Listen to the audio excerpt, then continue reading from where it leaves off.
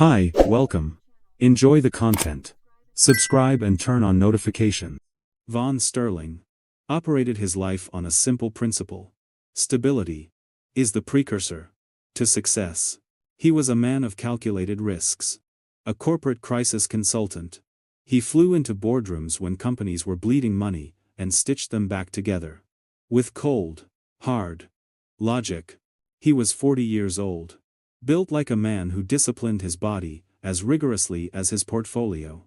And he believed, truly believed, that he had applied the same architectural precision to his marriage. Elena Sterling was the centerpiece of that architecture. To the outside observer, they were the definition, too, of marital success. Von provided the steel framework. Elena provided the warmth. Everything seemed normal. Until the variance occurred. It began with a sensory detail. So small. Most men would have missed it. Von had returned from a grueling negotiation in Zurich, a day early. He unlocked the front door at 11 in the evening. The house was dark. Standard protocol. But the scent was wrong. Usually, the house smelled of lavender. Tonight, the air carried a heavy, lingering note of amber and musk. It was Midnight Orchid. A perfume Von had bought her 3 years ago. In Paris. It was expensive, heavy, and strictly reserved for anniversaries or galas. Elena was asleep when he entered the master bedroom. She was wearing a silk nightgown he hadn't seen in months. When he slid into bed, she stirred, waking with a start that registered as a fraction of a second too sharp. Von, she whispered, her hand going to her chest, "You're back early." The meeting concluded ahead of schedule, Von said, kissing her forehead. Her skin was hot. Her pulse, against his lips, was hammering. Von held her. But his mind did not shut off. He was a man who looked for patterns in data. The perfume, the silk, the elevated heart rate. A less analytical man would have been flattered. But Von knew. She hadn't expected him. Until the following evening. The variance had been noted. The shift from observation to confirmation happened on a Saturday afternoon. Von stood by the grill, watching. He saw Elena standing near the hydrangeas. She looked radiant. And then Silas approached her. Silas Kincaid. The neighbor. The fitness entrepreneur. A man who drove a leased sports car. That was too loud for the neighborhood. Von watched the body language. Silas didn't just talk to her. He invaded her orbit. He leaned in, inches from her shoulder. He said something. And Elena threw her head back, and laughed. It wasn't her polite society wife laugh. It was a genuine, guttural sound that Von hadn't heard in 2 years. Von analyzed the data. Silas offered something Von did not. Noise. Silas offered constant validation. That night, inside the house, the atmosphere was brittle. "You seem to enjoy yourself," Von said, seated in his leather armchair, reading a report. "It was nice to be out," Elena said, avoiding his gaze. Silas seemed particularly friendly. The air in the room stopped moving. Elena froze. Just for a microsecond.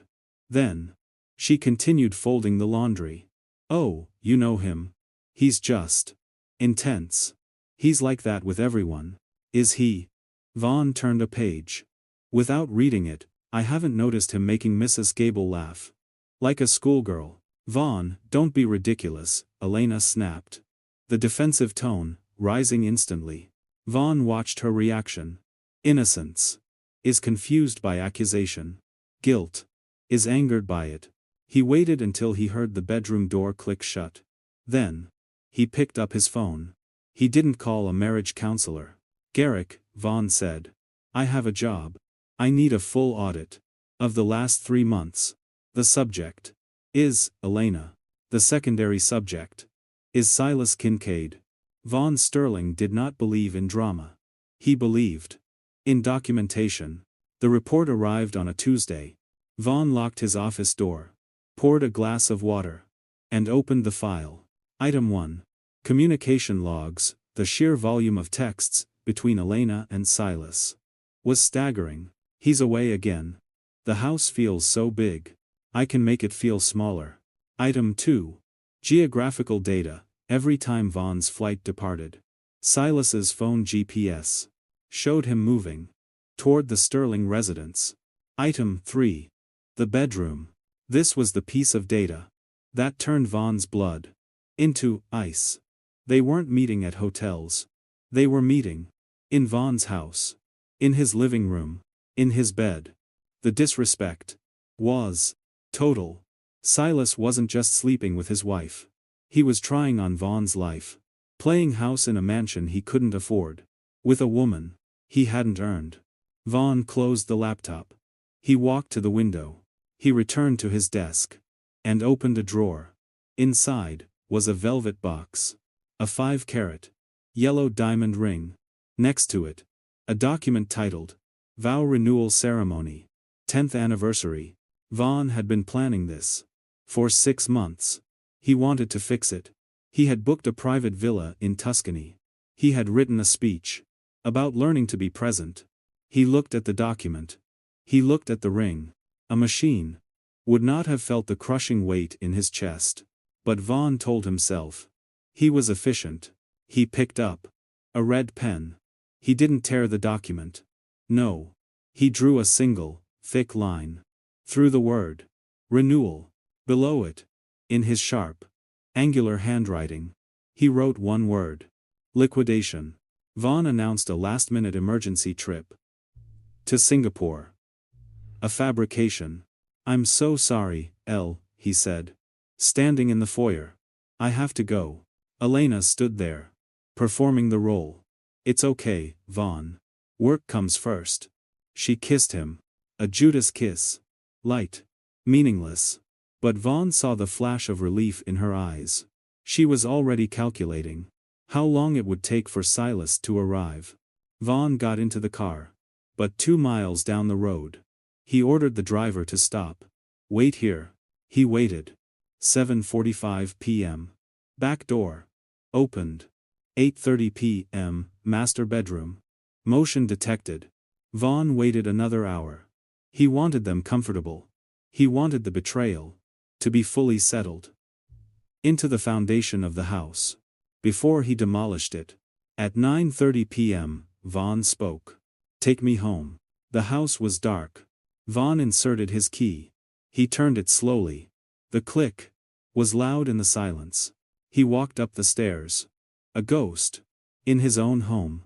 He reached the bedroom door. It was slightly ajar. He could hear them. Low voices. A laugh. Silas's laugh. Vaughn pushed the door wide and stepped inside. He hit the light switch. Blinding LED light. The scene was pathetic. Elena screamed. Silas scrambled, falling off the bed, tangling his legs in the expensive Egyptian cotton sheets that Vaughn had paid for. Vaughn stood in the doorway. Suit perfectly tailored. Tie perfectly knotted. Vaughn. Elena shrieked. I can explain. Silence. Vaughn said. He didn't shout. He didn't raise his voice. The word was a command. Heavy. Absolute. He looked at Silas. Naked. Shivering. Small. Get dressed, Vaughn said. You have 60 seconds.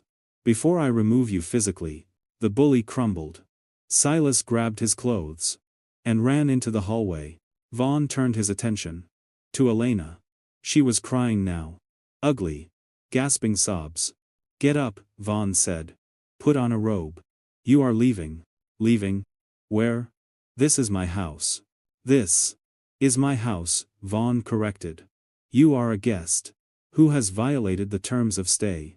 He demanded the ring. She handed it over. He demanded the phone. She handed it over. He walked to the closet, grabbed a suitcase, threw it on the bed. Take what you need for 3 days. You will not be returning. He marched them downstairs. A procession of shame. When the front door opened, the street was watching. Mrs. Gable was on her porch. Go, Vaughn said to Silas. Silas didn't look back. He ran. Like a coward. Elena stood on the porch. Realizing that the love of her life was running away to save his own skin, she turned to Vaughn. "Where am I supposed to go?" "A hotel," Vaughn said. "Here is a credit card. It has a limit of $2,000. It will be cancelled in 48 hours. Vaughn." She reached for him. "I love you." "No," Vaughn said, his voice devoid of any emotion. "You loved the security I provided. And you loved the attention he provided. You tried to have both. Now, you have neither." He closed the door. He turned the deadbolt. 3 months later, Vaughn was in the supermarket. He turned into the cereal aisle and saw them. Elena, looking tired, worn, and Silas, looking bored. The sparkle was gone. They were arguing, whispering about unpaid bills. Vaughn walked forward. Elena saw him first. She went pale. "Vaughn," she whispered. "Elena," Vaughn nodded. "Silas.